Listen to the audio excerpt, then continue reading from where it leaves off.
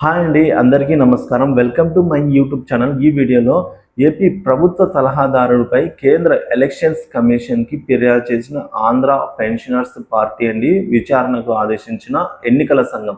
అసలు ఏమైంది, ఆ మ్యాటర్ ఏంటనే వివరాలన్నీ కూడా మనం ఈ వీడియోలో తెలుసుకోబోతున్నాం. వీడియో అయితే ఎక్కడైనా స్కిప్ చేయకుండా చివరి వరకు చూసినట్లయితే పూర్తి ఇన్ఫర్మేషన్ అర్థమవుతుంది. వీడియో నచ్చినట్లయితే ఒక లైక్ చేయండి. ఇంకా సబ్స్క్రైబ్ అవునట్లయితే మన ఛానల్ని వెంటనే సబ్స్క్రైబ్ చేసుకోవడం ద్వారా నేను చేసే లేటెస్ట్ అప్డేట్ న్యూస్ ప్రతి ఒక్కటి కూడా మీ వరకు రీచ్ అవుతుంది. ఇక ఆలస్యం చేయకుండా వివరాల్లోకైతే వెళ్ళిపోదాం.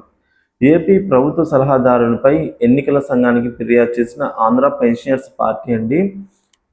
ఇక కేంద్ర ఎన్నికల కమిషన్ ఆంధ్రప్రదేశ్ రాష్ట్ర అసెంబ్లీ ఎన్నికలు మరియు పార్లమెంట్ ఎన్నికల షెడ్యూల్ విడుదల చేసిన విషయం మనకు తెలిసిందే. తద్వారా ఎన్నికల నియమావళి అమల్లోకి రావడం జరిగింది.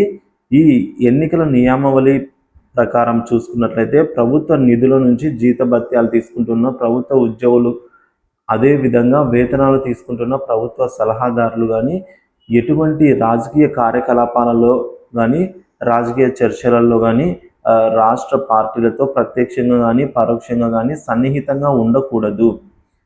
సో రాజకీయ ప్రచారంలో కానీ పాల్గొనరాదు. ఏ రాజకీయ పార్టీకి అనుకూలంగా ఓట్లను ప్రభావితం చేయకూడదు.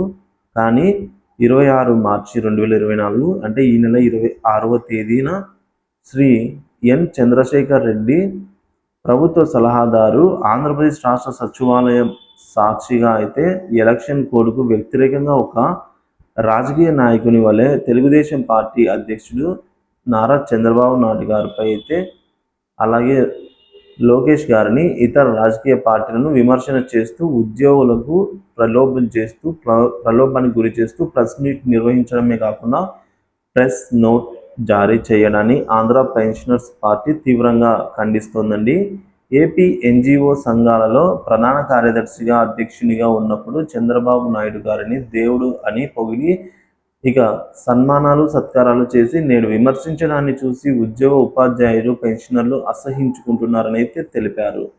శ్రీ చంద్రశేఖర్ రెడ్డి పూర్వ ఏపీ ఎన్జిఓ సంఘ అధ్యక్షునిగా అయి ఉండి ఉద్యోగులను పూర్తిగా మోసం చేసి రివర్స్ పిఆర్సీ అలాగే రివర్స్ క్వాంటమ్ పెన్షన్ మరియు సంవత్సరాల తరబడి బకాయిలు ఇవ్వకపోయినా ఉద్యోగుల జీపీఎస్ సొమ్ము ఉద్యోగులకు తెలియకుండా ప్రభుత్వం వాడేసుకున్న ఏపీజీఎల్ఐ పాలసీలు మెచ్యూర్ అయిన సొమ్మును కూడా ఉద్యోగులకు చెల్లించకపోయినా మాట్లాడని చంద్రశేఖర్ రెడ్డి చారిత్రాత్మకమైన చెలో విజయవాడను మోసం చేసి ఉద్యోగుల భవిష్యత్తు నాశనం చేసి ఈరోజు ఉద్యోగుల శ్రేయోభిలాషిగా మాట్లాడితే ఎవరు నమ్మరు అని అయితే అంటున్నారండి.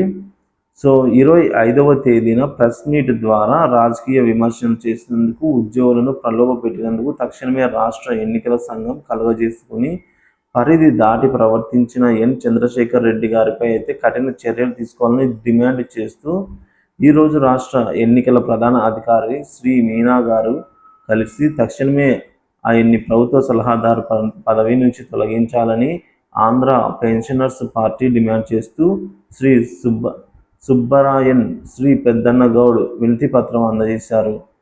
సో వెంటనే మీనా గారు స్పందించి విచారణకు ఆదేశించారండి. ఈ విధంగా అయితే జరిగింది. ఇన్ఫర్మేషన్ నచ్చినట్లయితే ఒక లైక్ చేయండి. ఇంకా సబ్స్క్రైబ్ అవునట్లయితే మన ఛానల్ వెంటనే సబ్స్క్రైబ్ చేసుకోవడం ద్వారా నేను చేసే ప్రతి ఒక్క అప్డేట్ అనేది మీ వరకు రీచ్ అవుతుంది. Thank you for watching this video.